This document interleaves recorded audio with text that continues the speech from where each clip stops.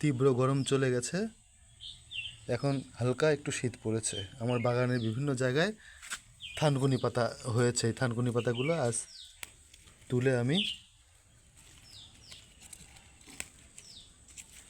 এর ঔষধি গুণসম্পন্ন গুণের কথা আমি তোমাদের বলবো।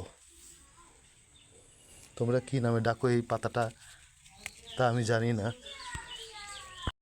হাই বন্ধুরা, আমি থানকুনি পাতাগুলোকে বাগান থেকে তুলে এনেছি। এটার হচ্ছে বৈজ্ঞানিক নাম সেন্ট্রেলা অ্যাসিয়াটিকা।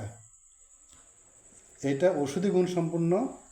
আমি এটাকে রসুন কালো জিরা দিয়ে বাটবো, বেটে নিয়ে পেস্ট করে ভাতের সাথে মাখিয়ে খাবো। হজমে সহায়তা করে, স্মৃতিশক্তি বৃদ্ধি করে, অতি দ্রুত ক্ষত সারিয়ে তোলে, ব্রণ সারাতে সাহায্য করে। আর একটা কথা, বেটে যদি চুলের গোড়ায় দেওয়া যায় তাহলে নতুন চুল গজাবে এবং চুল কালোও হবে, ঘুম ভালো হবে, ক্লান্তি দূর হবে। থ্যাংক ইউ বন্ধুরা।